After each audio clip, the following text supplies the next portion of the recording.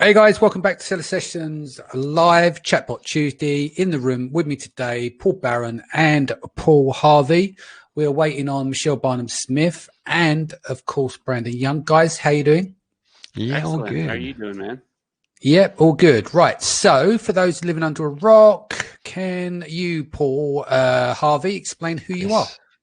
Pretty much, yeah. I'm one of the co-founders of Seller Chatbot, and we've been using Chatbot in our Amazon business now for years. And yeah, we have a platform, and pretty much that's about it.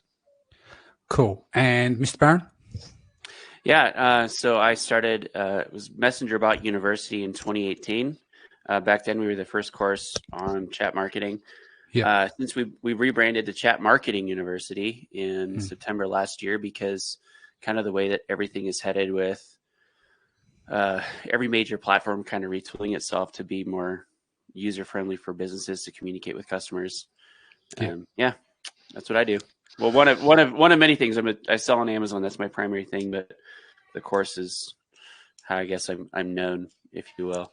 Yes. So let's just talk about that. How are you seeing the market at the moment? Are you finding it, I don't know, the impact a couple of weeks ago? I always like to ask people on the show as we get going, what impact did it have on you and when did that start? Like mine was about 2.5 weeks ago, Prague, seeing it all unfold and went on lockdown, really took it serious then. What about you, Mr. Barron? What happened with you? When did you see it coming up? You know, it's interesting. We've been seeing a slow decline since about the middle of February. Our sales have actually started picking up a little bit, that's good. We were projecting a 60% year-over-year growth. If I look at the last 7-day history, we're down about 50% year over year. The last 30-day view is about 35%, I think. I'd have to pull up my... Yeah. Hello, Michelle. Just joined us live. We'll come back to you in a moment. I know that you probably had to do the beautifying thing. Didn't realize it was an hour difference and had to scramble to get ready. So I appreciate your time on that. Paul, sorry. Barron or Harvey? No, as you were, Paul Barron. Finish off what you were saying. Sorry. No, that's fine. Yeah, no. So I mean, obviously, like our sales are impacted. We're in baby outdoor, like swimwear stuff. Yeah. So a lot of people buy our stuff when they go vacationing and on holidays and that sort of thing. So it's been a bit interesting. We still maintain the bestseller badges that we have, like our Amazon's Choice and all that stuff. So I can tell that it's a category wide. So that's re-encouraging. It's just I'm interested to see what's going to happen like 2 to 3 months down the road. Yes. That makes sense. Okay, now Michelle's joined us. Michelle, do you want to give a little bit of background on yourself, please? Yeah, I've been doing marketing for 20 years, and I've been doing chatbots since 2017 and helping Amazon sellers launch, rank, and increase reviews with chatbots. It wasn't the beautifying, it was the children. It was the children and the child I'm more worried about the cough. That's not a dry cough, is it? We're good, are we? I'm fine. We are super isolated. There's nothing going on anyway. But yeah, all is well. I can't remember what the question was. Bear with me, guys. It's starting off a great day. What time is it over there? Is it 8 a.m. for you? No, it's 9. It's 9 a.m. It's 9 a.m. You and I were in the same boat, Michelle. I literally was like scrambling down, like, eat your food, and then ran downstairs. Disney Plus is currently babysitting my children. All is well. Excellent. All right, so quick hellos to people. Stephen Smith, good afternoon, guys. Good to see you, Danny. Paul 1, Paul 2, Michelle. Brandon hasn't arrived yet. He's probably still in bed. We'll go and wake him up in a minute. Alan says hello as well. Where else are we? We've got, join us, Michelle's, Brian, Torsten, Barbara, Stephen, Shane, Stephanie back. Hey, Stephanie, Bill, Jag, welcome back. Alan Gordon, how you doing, mate? Long time no see. Last time we were together was over in Hong Kong, I do believe. I think I owe you a beer. So Herb's in the house as well. I hope he doesn't smoke too much of it in this current climate. So who have I missed in terms of a little bit of background? We've covered Paul, we've covered Michelle, and we've now covered Paul as well. Stephanie says, hey, babe, to Michelle. Hello. So let's actually do some content now, because I sound like I'm waffling and just going on about nothing, trying to fill time, waiting for everyone to scramble to get on. So let's get down to the brass UK tacks. hadn't changed their time zones on us last second, we would all be on time. All would be well. All right. So starting with Paul Barron, how the new broadcast rules affected your business, and basically how you're using these notifications? I love them. Yeah. I love the new rules because, in my opinion, it's getting spammers off. Yeah. Like, I mean, plain and simple, people were just breaking the rules left and right anyway. And so now the new rules are just making it so that there's a lot more enforcement happening. Yeah. I've always been like a preacher of that you need to get explicit permission. Like you need that consent for people whenever you send them anything. It doesn't matter if it's email, SMS, or Messenger. Yeah. With the one-time notification, you've got to get that explicit consent every single time, which it's a good thing. Does it make things more challenging? Yeah. But I think it's a good thing in the mindset shift for the marketing community and Amazon sellers too, because you've got to think through the eyes of your customer. When you send something out, you got to think through their eyes. Like, is this going to be actually appealing to them, and will they want me to contact them again in the future? So I like it. And same question to you, Michelle. Yeah, I mean, the reality is that like the days of free promotion sending is over, right? And that's typical of Facebook. Facebook's a drug dealer like that. They get you hooked on something for free and watch how you use it, right? If we had all been playing by the rules, maybe the rules wouldn't have to be enforced quite so strictly. So I think it's good. I think, the struggle is deliverability with like paid messages. And, previously you could send out a broadcast to your subscribers and 100% of them would see them. And now with paid messages, it's anywhere from 40 to 60%, depending on how long you let your campaign run. And so what I really appreciate is ManyChat as a platform has developed other, communication channels to be able to, do the SMS, do email and be able to layer those into kind of like smart campaigns. So I definitely appreciate kind of the leadership that they've shown there to diversify accessing your subscribers. Yeah. Paul, over to you. So I mean, the changes were pretty big, and because we created a chatbot, we kind of had a pre-warning of that, but like only by a few weeks, and it wasn't nowhere near enough. I think what's important though is that of the three of us on the call, I don't think any of us were perplexed or worried about the changes. What the changes really did was actually test us and how much we know our understanding of chatbots. Because the more you understand, the more it will evolve, and the more you can just roll with it. So for the new people that saw these changes, that the sky is falling, but actually no, it's just kind of cleaning out the herd, cleaning out that saying. But yeah.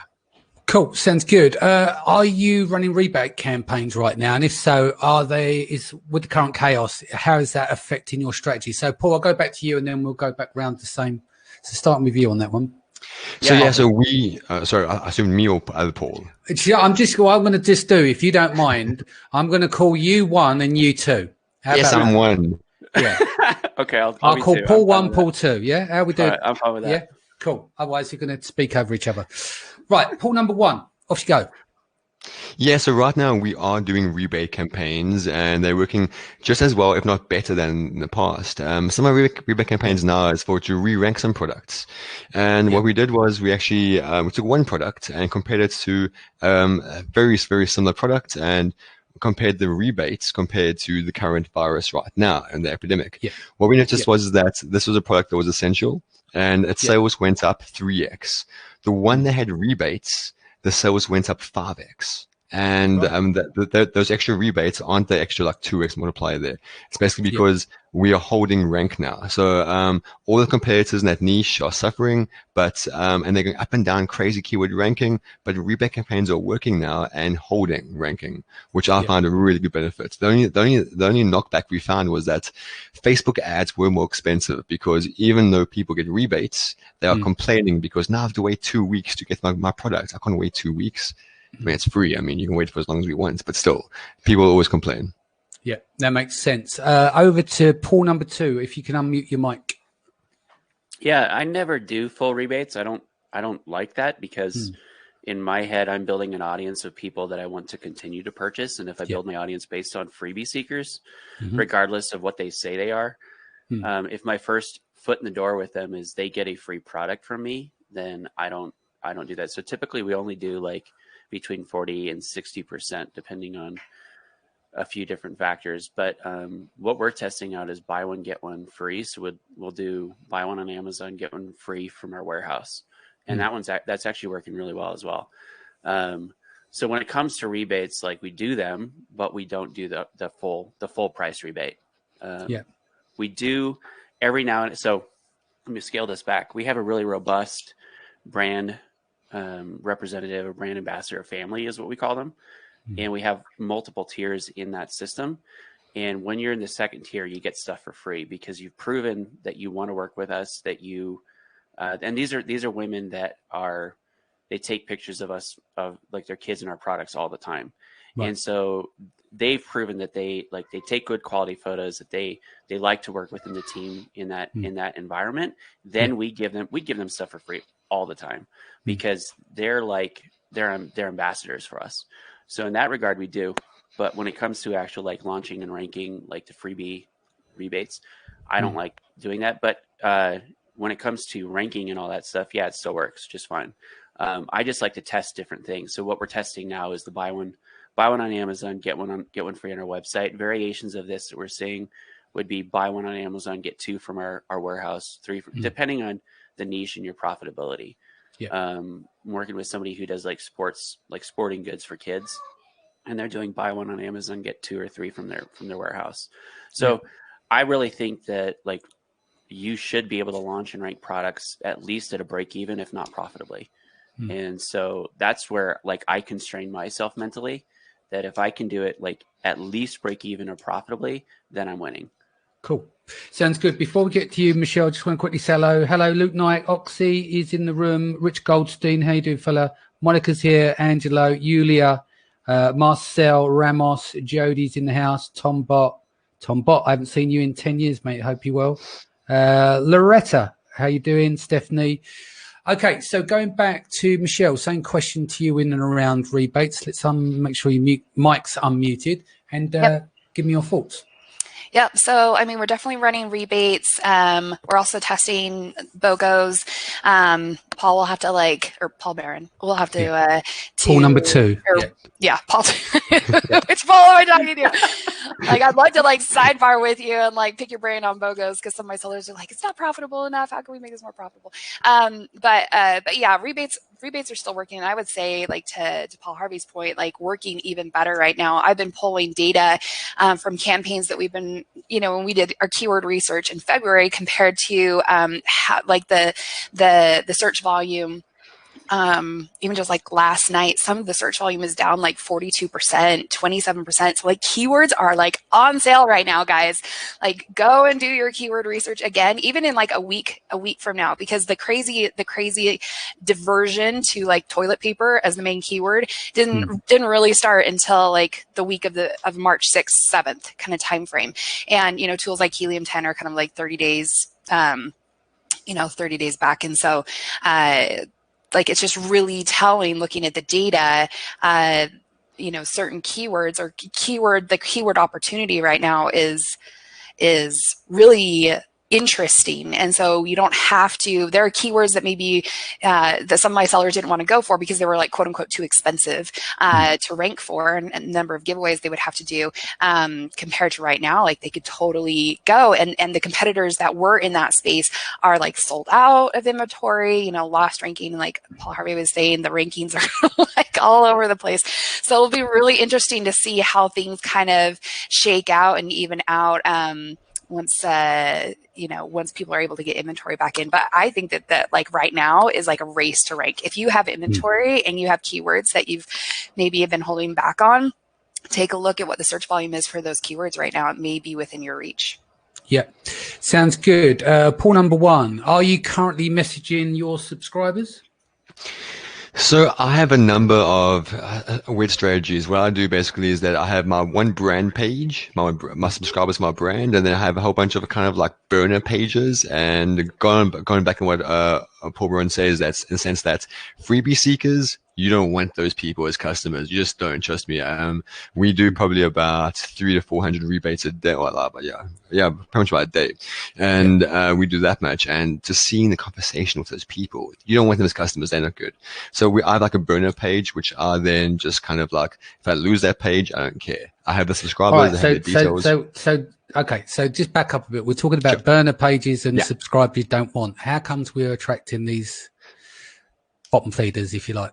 So pretty much is that if I'm approaching my own brand, I won't use a rebate service because I want to just build up those people by hand. I want to do them manually. But if I'm going to do a rebate service and it's kind of take like a shortcut, I don't have the time to kind of build the social media and stuff. So then I just create a whole bunch of now using rebate service to just launch stuff and get ranking. And then I can spend time ranking when I have time. But I know that with me, and when I say when I have time, might mean never. So the shortcuts of using a service, has its pros and cons. In terms of messaging our subscribers, in those burner pages, I literally don't care for those people. So I don't message them. In my own brand page, those people I do love, I message them saying, hey, you know what? It's the virus right now. How can we help you? And then if they reply or whatnot, we offer them coupons, discounts, and just general advice saying, you know what? We saw some headlines in your area. Check it out. Things like that, people actually do appreciate. And it's nice because they remember us after the epidemic's over. Yeah. Paul, number 2, your take. I love. Next time you come on, we'll give you the converted top spot. You'll be number 1. Michelle can be my number 1 as well. So we'll call Michelle 1 because we're all bots, right? So Michelle 1's a bot. You're a bot. You're number 2 at the moment. We'll switch you to 1. But yeah, go on. It's like Dr. Seuss thing, 1 thing 2. That's what I feel. I think Paul 1 just got here before me. Anyway, messaging subscribers on our pages. So again, like a big thing that we really focus on is community and taking like ascending people up that ladder. So in our brand rep, our brand family, I guess, whatever you want to call it. If anyone in the audience has a good idea for this name, like we've called it our brand rep tribe or brand ambassador tribe. It's not sexy. But that's like, we've built really solid relationships with these women over seriously, like some of them 4 years we've been working with them. And they just keep having babies, which is great because they're new customers for us. I tell you what, with this quarantine going on, there's going to be a lot more babies. Yeah. Be a lot more divorces, but isn't there like a condom shortage going on too? Didn't I hear that? Oh man, I don't know. Yeah, we're gonna come. What is this? I don't even know. I can't do math in my head. But next winter, whatever that month is, in 9 months, whatever that one is. Anyway, so we're talking to them on our Facebook groups. So when it comes to like messaging, again, like Messenger's awesome. I love it, but the way that I view it is as a shortcut to conversation starting. And the best conversations happen in Facebook groups in our experience, because then, like, Michelle hit the nail on the head. Like, if we want to proactively send people messages where they have not opted in with a one-time notification, and we don't have any sort of event scheduled that we can't use that, event notification update tag, then the groups are where it's at. Because then, during all this time, we've been having women, they're just posting funny jokes and memes and just talking amongst themselves in that group. So then we're even leaning on them now, saying like, hey, what do you guys think we should do? And like, of their own volition, they are promoting us more without us even asking on the Instagram and stuff. So that's how we handle communication, not necessarily like Messenger's the start, but it's a start to push them into deeper relationship and community. Cool. Michelle, number 1. Same question to you. I love it.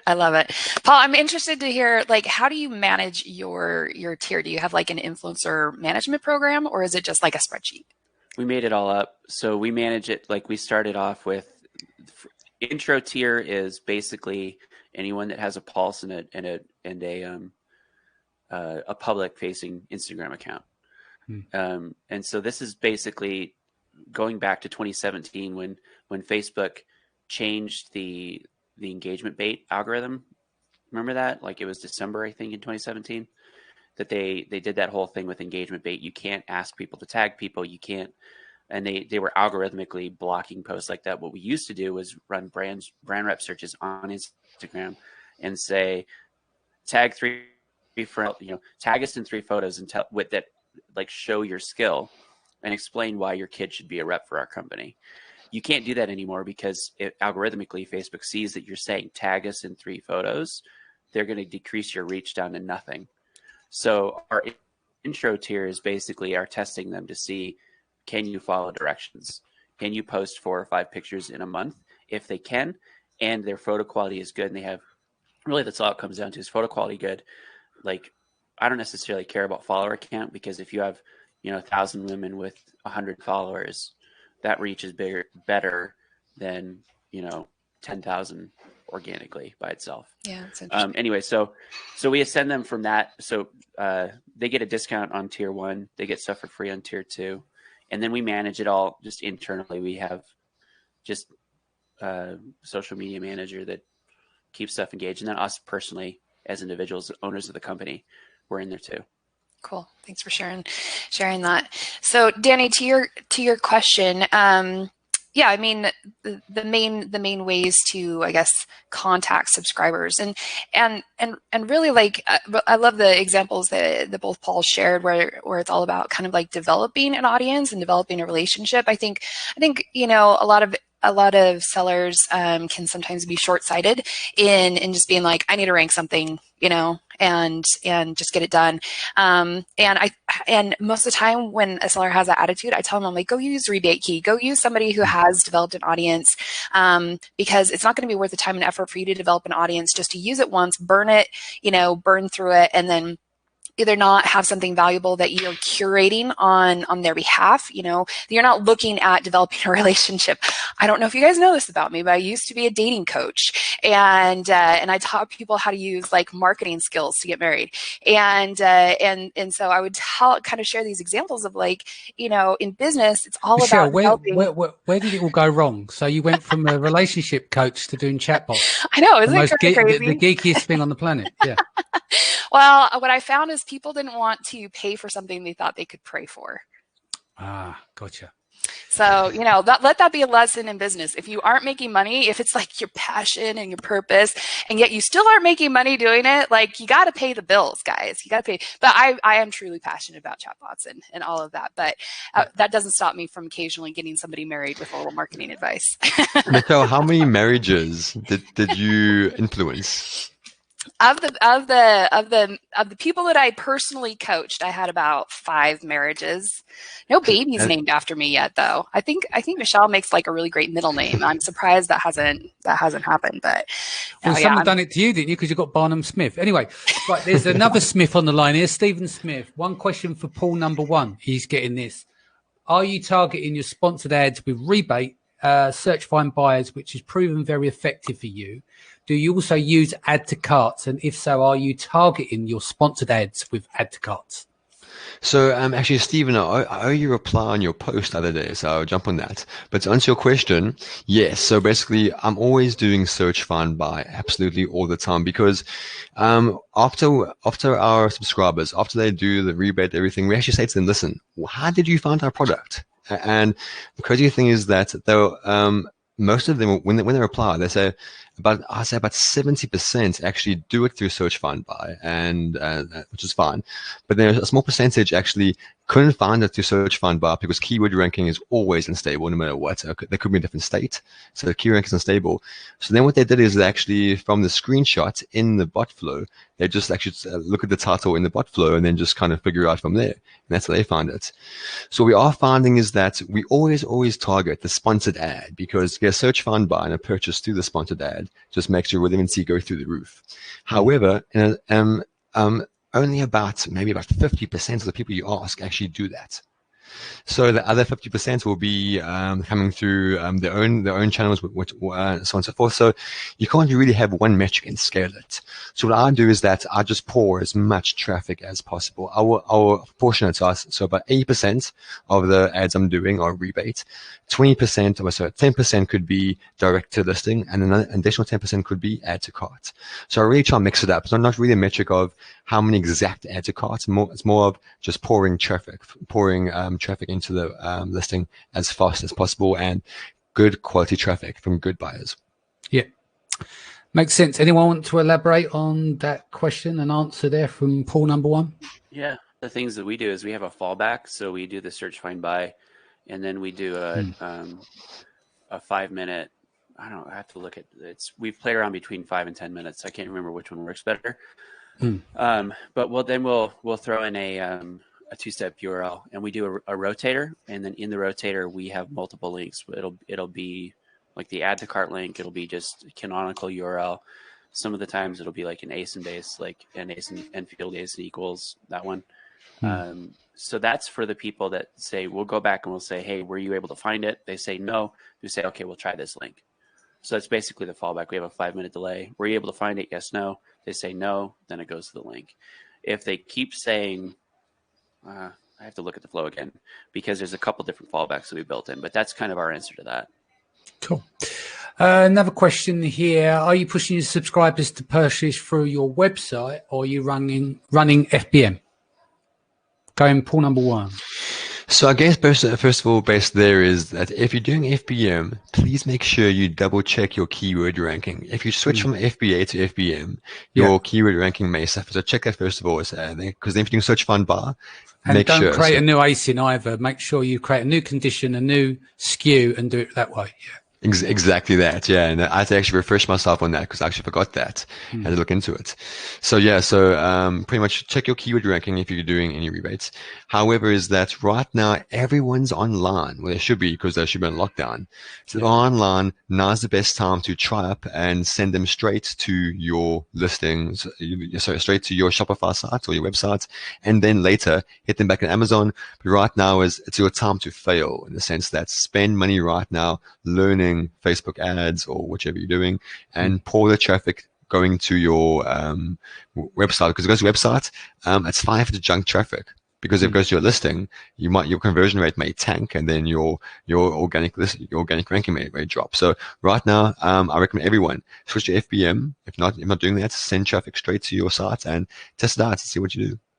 Michelle, number one, going the same to you. What's the situation with your clients? I'm not sure if you're a seller as well. I can't remember, but what's the state of play with your clients switching from FBA? Because the lead times have changed with FBA at the moment. I think in some cases it's 25th of April, I think. Some are 3rd of May. One thing I actually will say, I'm going to get into that question, but client yesterday, we were looking at something. It was based in Washington, and they said prime 3 days. And then what we've done is we've done a test where we checked a series of postcodes. So changed the delivery address, and then we start to see the timelines change. So Yev was probably in the audience here somewhere, Dr. Yev.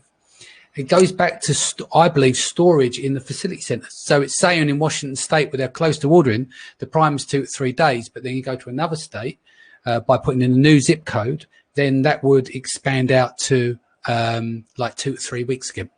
But yeah, going back to you, Michelle, what's the latest from your clients on this?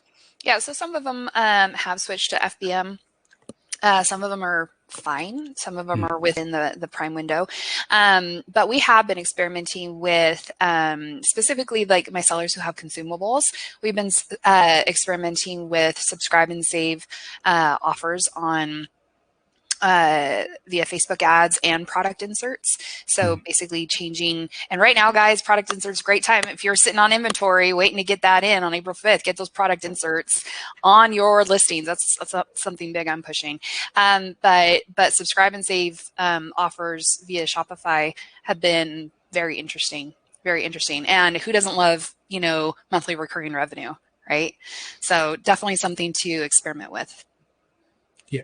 Sounds good. Paul number one, what's your take? Two, sorry, on this one. That's okay. It's confusing. I'm number two. So our stuff is, I'm just checking to make sure that it's still valid. We're looking at April 2nd and April 3rd. So we haven't had to do any FBM. We, though, consistently test.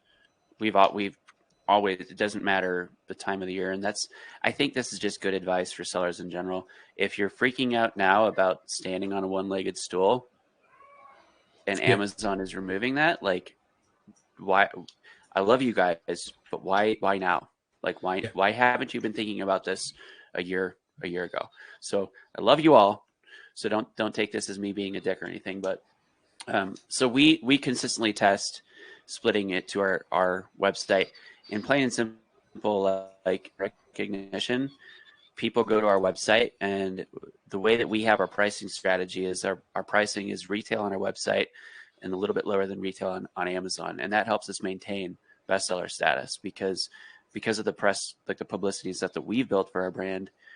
People do research, they go to our website, they look at everything, and then they go buy on Amazon. So we're not affected right now because of FBA, FBM. I'm sure if we match pricing on our website, that'd be a different story, possibly. But that would be my bit of advice to people, is that don't let a situation like this force you to think about brand recognition and building a following for your brand versus just selling on Amazon. Yeah. Sounds good. What do you think is the future of messaging post-coronavirus?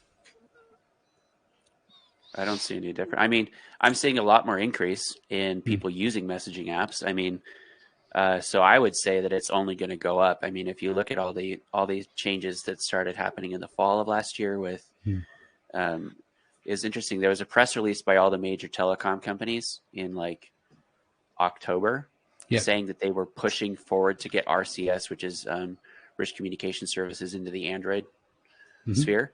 And then Google was like, well, screw you guys. We're just going to release it now. And that was like 2 weeks later, Google just pushed it. The reason that they did that is in this press release, one of the stated uses of RCS was to make communication between businesses and consumers a lot more seamless. So I think with the way that the industry is already pushing stuff, and with the current state of affairs with everybody relying on Messenger and messaging apps more, it's just going to get more powerful. Cool. Michelle? Yeah, amen to that. I mean, Facebook released a study in December timeframe, and basically 95% of consumers prefer to interact with brands via chat.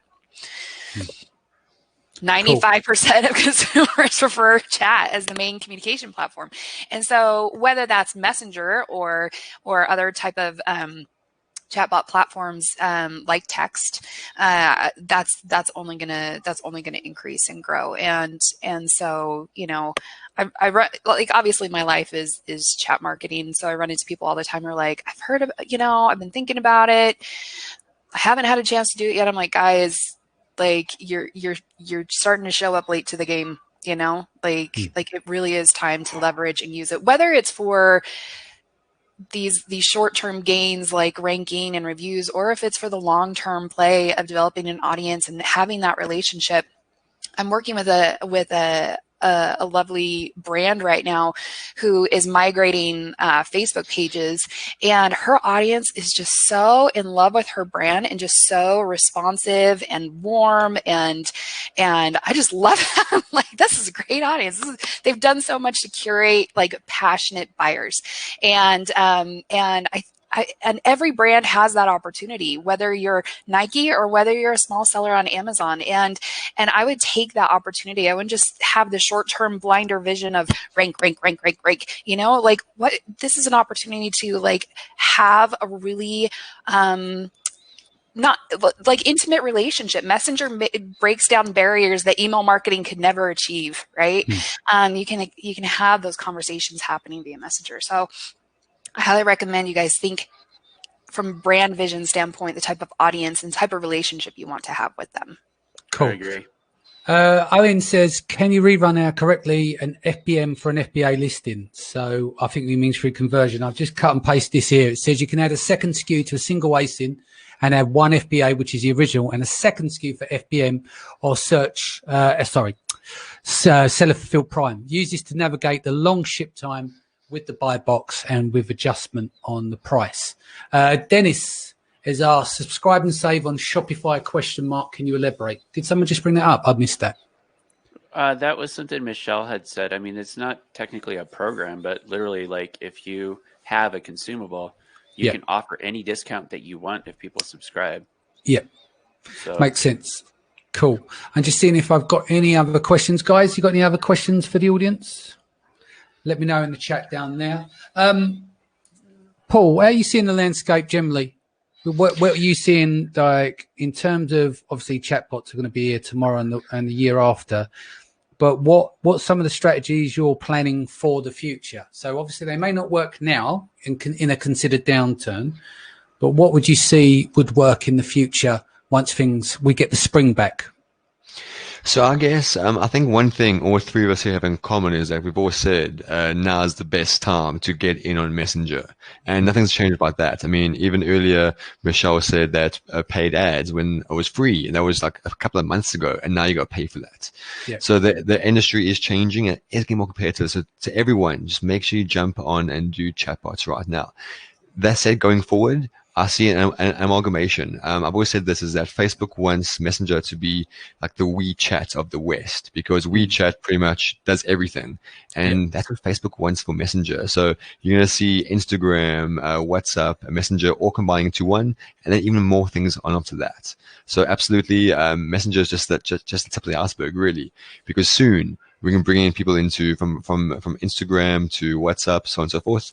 And that's where it gets really interesting, because then it's multi-touch on many platforms.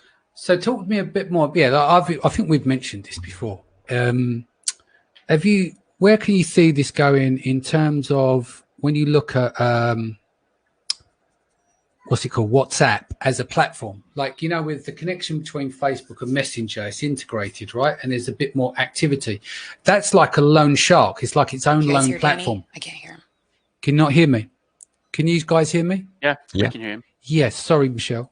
How do you think that's going to work? Like, this independent platform effectively is going to integrate in terms of the way that Facebook and Messenger. Sorry, guys, would work? I can't hear anything. Can you? We can hear you, yeah. Yep, we can hear you. Yeah, just check your cam mic settings. There, Brandon.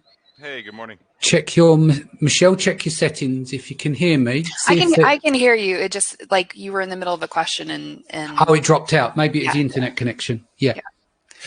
Was that question sorry, no. I was speaking to Paul number one about the isolation of WhatsApp and how that would work in terms of the integration with chat when you compare that to Facebook and Messenger.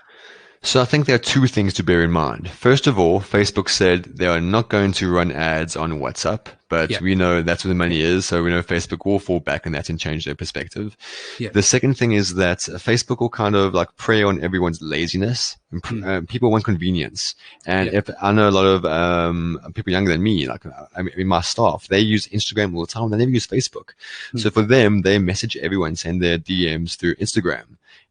Now that they on Facebook as well, to be able to open up those channels into one platform, people will sign up in a heartbeat because it's convenience. So I mean, it's just a matter of time. Is that Facebook will find a way to suck it up and make people see the value of this, because they'll prey on people being lazy. People don't want to log into Instagram back and forth. They want one channel for everything. Cool. Yeah. Do you mind if I pop in? Yeah, and then I'll introduce Brandon because he's joined us as well. So, Danny, I have an infographic on this I can just share with you if you want. But it talks about like the future of chat marketing and where it's going. And if you look at last year, F8, Zuckerberg announced that his stated purpose was to make the platforms interoperable.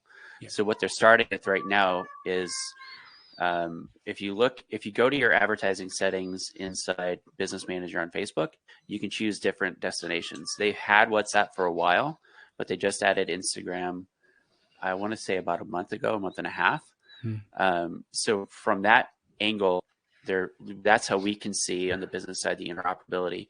What they're wanting to happen is for anybody who uses so I have I have WhatsApp, Instagram Direct, and Messenger. I use Messenger more, but for my friends in Europe, let's say maybe they have all three accounts. Most people, like mainland Europe, they use WhatsApp. So if Facebook knows that, they would say, like, let's say I'm talking to somebody in Europe, I send them a message on Messenger, it gets delivered in WhatsApp. And that's where they're headed with interoperability. And in terms of like the sheer numbers, there are 1.6 billion monthly active users on WhatsApp, as opposed to Facebook, there's 1.3 billion. So there's 300 million more WhatsApp users. Am I doing my math right, or is that 3 million? No, but Paul, you're actually right though, because in Africa, it's everyone has WhatsApp. Like friggin' everyone has WhatsApp. Every business has WhatsApp. Like it's all over Africa. But then Messenger, not so much. So purely because WhatsApp is free. And the best way to get to contact these people is, like you say, make a connection between Messenger and WhatsApp. Absolutely. Yeah. So it's exciting. Like from the customer standpoint, it's going to be a lot easier to communicate with people. From the business standpoint, obviously Facebook is chasing dollars because they're a business. So I expect to see this, don't quote me, within the next year to two. That's all right. If this is all recording, there's a replay, so people can come, they can come and troll you in a couple of years' time when you got it all wrong. Yeah. I mean, when Messenger's product manager was at the ManyChat conference in September, and Mikhail Young was, trying to eke out, like, when is this integration between Instagram and WhatsApp and Messenger all going to be, completed? Like, he was very non-responsive. He was playing the political game quite heavily. But it's kind of funny though. I have a seller that I'm working with, and he was like, "Oh, I don't ever use Messenger. I only use WhatsApp." And I'm like, "It's coming for you, buddy. It is coming for you." So, and really what it comes down to is geographic reach and of the platforms themselves. Obviously, Messenger has the biggest footprint in the United States, and as well as Instagram, and then WhatsApp is a little bit more international, eking into the United States market as well. So I mean, it's just a good opportunity in general to think long term about how we're paying attention for it, for you guys, for Amazon sellers. We'll let you know when you need to take action, but we're watching things very closely for how this is going to expand and how to take advantage of it.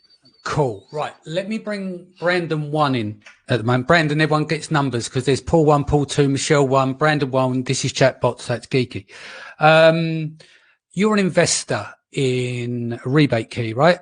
So you're bullish on rebates. Paul number 2 is not a massive fan. What kind of effects have you seen with the coronavirus at the moment? What kind of data are you seeing and trends? Has anything changed in terms of people doing rebates? Has people pulled back or what? Oh, that's really interesting. I actually don't have the internal data on that. Yeah. I was having this conversation with my students yesterday where we were discussing the likelihood that people are going to be responsive to advertising. We know that advertising costs have gone down, but I think that the audience has expanded because you have people in front of computers and on Facebook a lot more right now. Yeah. And so people are home, they have to be home, and you have this quote unquote captive audience, like bad pun. And then so you can target them for less money, and you can advertise to them. So I think that right now is a great time to be running ads and targeting people who have nothing better to do than to be home and online and shopping. Whether they have the funds is another question because of the economy and the other issues that are happening. A lot of people have lost their jobs, unfortunately. So there's that side of it too. Yeah, that makes sense. People like to comfort shop though, guys. Let there be no mistake. Comfort shopping is like a real thing, And as far as the Facebook ad campaigns I'm running right now, they are cheap. So take advantage of that as well. Okay, this just as a side note, it's not to do with Chta Bot. Someone just sent me this in Messenger. This has been for a year. I don't know why it's amazing news. It's saying Amazon.com no longer requires sellers to obtain approval for multiple selling accounts. That's been like that since summer last year. So it says, hello from Amazon Seller Partner Support. I understand you'd like more information about registering a second seller account. Amazon no longer requires sellers to obtain approval for multiple seller accounts. However, Amazon recommends that you open a second seller account if you have a legitimate business need and all your current accounts are in good standing. Brandon, this has been around for a long time, isn't it? But it's been pitched around the internet as a new thing. Yeah, I mean, I've always told my students to just, as long as you follow the rules, Amazon's not going to give you a problem. And So I've even had a couple students who have applied and not gotten responses. And I'm like, look, if you're not getting a response and you just follow the rules and you have separate entities, you're going to be okay. Because by Amazon doesn't want the liability of giving one, like, let's say one entity has an issue. They can't by law blame another entity for that issue. So as long as you have everything broken down into entities and you have a solid veil for protection, then you're going to be okay. Again, don't violate TOS. If something happens to happen with one account, your other account should be okay. As long as you do have that veil and you do have that protection, you've never broken any of those laws. New entity, new bank account. You promise never to sell any of the same items, and new address. Now, that's even with mixing IPs, because I know a lot of people go to great lengths to try to hide a lot of things from Amazon. That's bullshit. I've spoken to the engineering team and they laugh. They think it's hideous. He said, well, how can you go to FBA Boost with thousands of people all on their seller apps? It would collapse, wouldn't it? Yeah, of course, you're mixing IPs completely, but a lot of people will even do like remote access servers, right? Like, so they'll log into computers that are in a server farm somewhere, and then that's a dedicated server just for each account, and then they'll have a master computer that can possibly log into multiple of those, and they go through all these great lengths. You don't need to, like, just the way that we do it, because we have four, is that we have our main accounts. We do have multiple IPs, but we have a main device and a main IP for pretty much every single account. But then we have secondary users. My wife and I each have secondary users with complete access to the accounts, and we switch in between them to manage them. We have employees that have access to all the accounts. So, I mean, at a certain level, Amazon understands that you're going to have service providers and employees and VAs that have access to multiple accounts. So it's just going to be a common thing anyway. Yeah, because the engineer I spoke to, they come to London, mobile team come to London last year, and we were talking about it. The head of mobile there used to work at eBay as well. And I tried to address it with him. He's basically laughing. He said, we're much more sophisticated than that. He said, the thing is, if you're going around hiding under these different IPs and setups like that, you're more likely to get flagged that way if you make a mistake when you log in, right? So he said, look, people just need to, don't treat them like burner accounts. Use them for real things, like you separating brands because you may want to sell the business, or just for accounting purposes, or you might have different partnerships. But like you said, you used to go through, the seller performance team, and then request and tell them the reasons why you would want to do that and whether you got rejected or not. And the people that did get rejected, obviously they'll go on to one of these IP farms and set it up like that way if they want to go forward. But there is absolutely no need to do that now. You just need to keep your nose clean, basically. Go on, sorry. Well, I'm gonna throw my hat in the ring and say, like, I completely agree with you, Brandon, in this, that, like, I had heard, I'm gonna leave names out of this, but there is a group that I'm a part of. There is a guy who had lost his accounts, and then instead of going about like trying to get them back, he just went and bought seasoned accounts, and then he got those. A couple of those got in trouble because he used a black hat ranking service that Amazon knows everything about this particular service. They know who the person is that runs this service.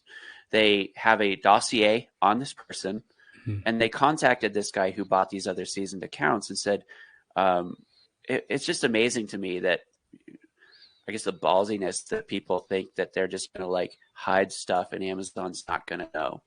Like, if you just do stuff on the up and up, and if you're not breaking the rules, you really shouldn't get in trouble. And if and when you do get in trouble, you're going to have a leg to stand on. Whereas if you're blatantly violating the rules, come on, guys, like, you're just digging yourself into a hole there. Plus, what buyer, if you're looking for an exit, what buyer is going to want to buy a business that's built their business on black hat shady stuff like that? None. Like, you're painting yourself into a corner. Sorry, Danny, I just want to add in there. I've had multiple Amazon accounts at any time, and every single time, I never asked permission, but every single time it was a new business entity. It's never any issues.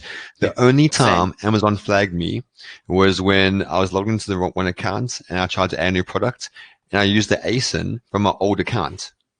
That's the only time Amazon flagged me, because I added it. So I was like, didn't think anything of it because I thought it was wrong. It was wrong account. I didn't know that. A few hours later, I got a policy violation from Amazon saying, wait a minute, we're seeing one RP having both ASINs. What's happening there? I was like, oh, wow. that's my bad. So I mean, like, things like that. So like, I mean, if I could do that, then absolutely you could do black hat stuff. Yeah, Amazon aware of 100%. that. Amazon's aware of everything. Like trying to hide it from them is, you have to be so careful and so stealthy, and it's like, why put yourself through that? Just following the rules is usually good enough. I mean, unless you are out there and you're attacking competitors, you're being a dirty player, which I don't really give a shit if like those people can jump off a bridge for all I care. So like, if you're going to do the right thing, just go ahead and just follow the rules. I think it's great that they put this policy out, because it says be a decent human and do what you have to do for businesses, because people own multiple businesses, accounts, brands, things like that. Yeah. Yeah. With 14 days prime delivery at the moment, how would you adapt rebate, Brandon? That's from Baptiste. Oh, yeah, that's a big issue. We were just discussing that in a private chat with it in Rebate Key. You know, it's really difficult to do. What I would say is, when you do create your rebate, make sure that your buyers do know that their product may not arrive due to shipping delays at Amazon because of the current situation. And then that way they probably are at least primed to know that what's going to happen before they go through the trouble of buying your product and also waiting for your rebate. With Rebate Key, we make them wait 35 days for their payment. So that's a double whammy, because they'll buy something, put out the money up front, and then not get paid back for 35 days, and not have the product for 2 weeks or 3 weeks. And so they're going to be a little bit more hesitant. Now, if you're running a ManyChat flow and you're giving them their money back almost right away after they confirm at least the order ID, then at least they get their money back, and then they can wait for the product, and they're going to be a little less antsy, I think. So definitely try to communicate with the buyers. Cool. That makes me cringe with the auto money back. That just is so cringy to me. Like, I can't do auto money back. Well, there is the integration with Seller Tools that it does verify. Like, it has an API that actually checks your order IDs to make sure. Well, even with that, like, I love Seller Tools. I use it, and it's just, even then, I'm just like, just so cringy. I think the big thing to this question is in the sell, right? Like, it's in the educating of the customer on the opportunity and what is involved in that, including the potential for delays in receiving the product. So you know, it's all about putting your consumer hat on and talking to them how you would want to be talked to, and really help them to understand, like, it's not us. We're trying to get this to you as quickly as possible, but just so you know.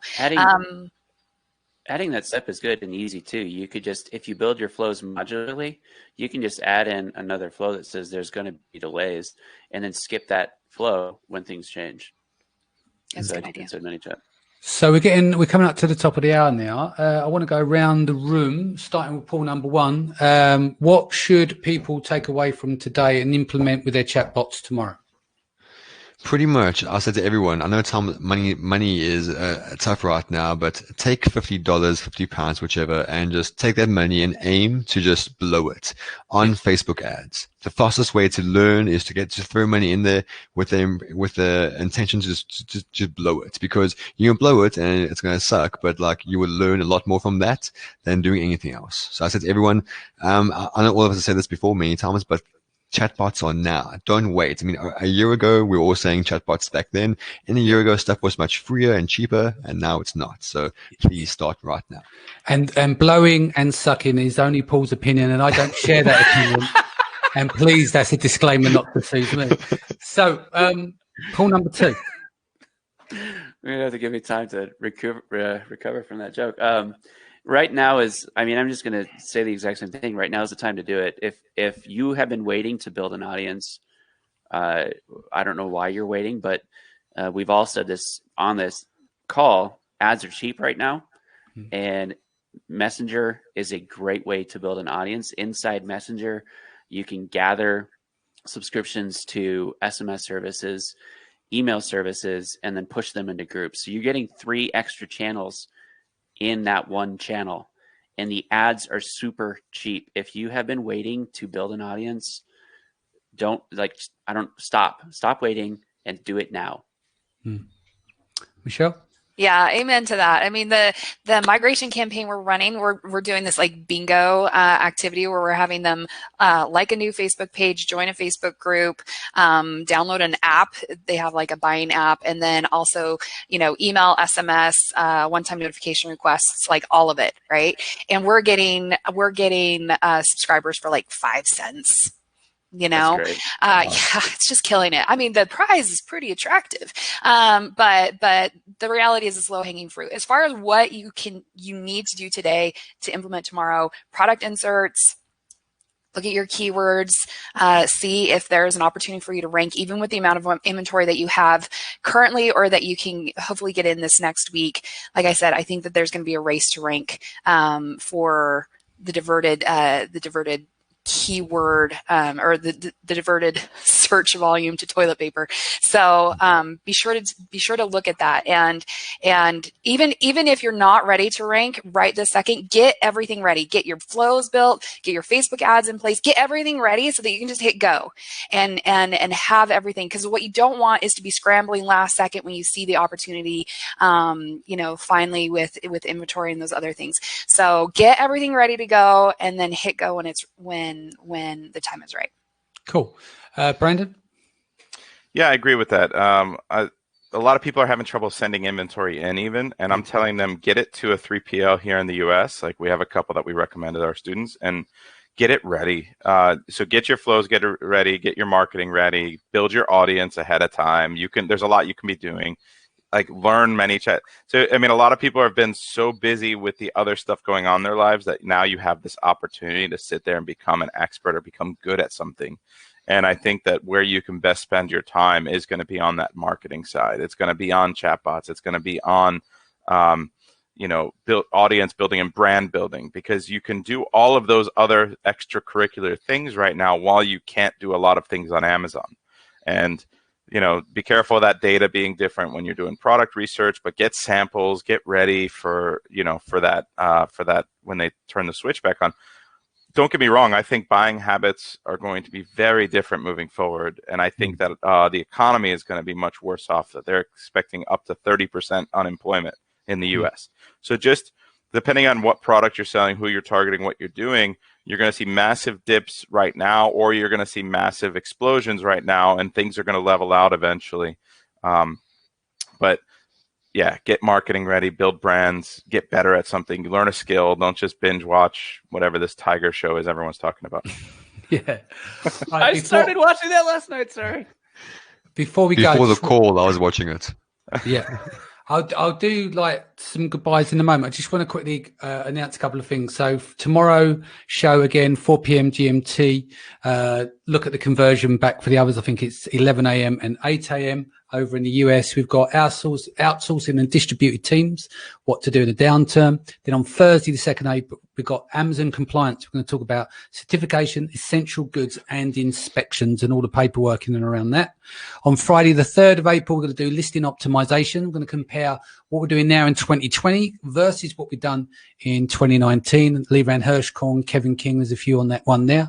Then Saturday, we've got part 3 with Women of Amazon. Then on Sunday, Mindset Sunday, your health is your wealth. We've done wealth last week. This week, we're going to talk about your health. And on Monday, the 6th of April, as long as Kian can get across the ocean back to Scotland, we're going to be sourcing in the pandemic with Kian Gulzari. The last thing I want to say as well, I know I've been banging on about this. Any sellers out there that's got landed stock of masks and PPE in the UK that can free up some for donation. I'm trying to get to the frontline NHS workers, etc. There's obviously there's a plethora in the market of all of these masks and everything else, but there's a lack of distribution. Like I get messages from nurses saying they're bleeding their patients and going up to COVID wards and going down to baby wards, and they've got no PPE, no mask, no nothing.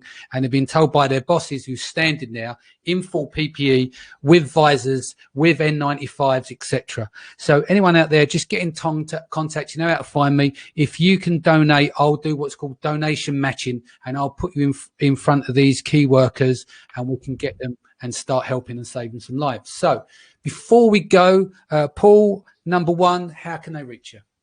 Yeah, best thing to do would reach out to me at Chta Chatbot. Just go email me at Paul at Chta Chatbot, or just join our Facebook group. Cool. Paul, number 2. Yeah, you can go to chatmarketinguniversity.com, or you could go to my Facebook group. The free one is Chat Marketing Strategies for Amazon Sellers. Yep. And I'm down to help and answer any questions. And we are in the middle of a soft launch of the update for our course. So it's perfect timing. Excellent. Michelle, number 1. Yeah, so I am actually super excited to announce that I'm doing a webinar with ManyChat on April 9th. It's their first co-branded webinar. I'm super honored to be doing that. I think it's really important for the seller community to have that level of visibility with ManyChat. We've lost you there, Michelle, I think. Cut to you, Brandon. Yeah, still there? I was just seeing if she was going to cut back in. Am I back? Can you hear me now? She's back in the room. Yeah. So just go, if you're interested in that webinar, go to pixelfy.me/ManyChat webinar, and you'll have a link to that Amazon specific webinar with ManyChat. Cool. Last word from you, Brandon. No, Danny, I think everyone knows how to reach me. Seller Systems. I have a free course if you're want to learn Amazon or take it to a different level or see how we do things differently. I think it's bit.ly/private free PL course. So bit.ly/free. But thank you, Danny. I mean, these webinars have been awesome. The content everyone's putting out, learning, giving us something to do. This gives us some semblance of being around people, which is super important for human nature, like to keep our insanity a little bit. And you're a hero. I'm going to donate 1,000 masks to you as well. I'm going to ship them straight from my warehouse as well. So I'll have those out to you in the next 7 to 10 days, however long it takes for shipping right now. But that's amazing. Thank you. All right, brother. Thank you so much. Thank you, guys. Going to sign off. Stay home. Be safe. Look after your family. Lots of love. Danny. See you again here tomorrow, 4 p.m. Take care. All right, Thanks. guys. Bye. Take care. Hey, thanks for doing this, man.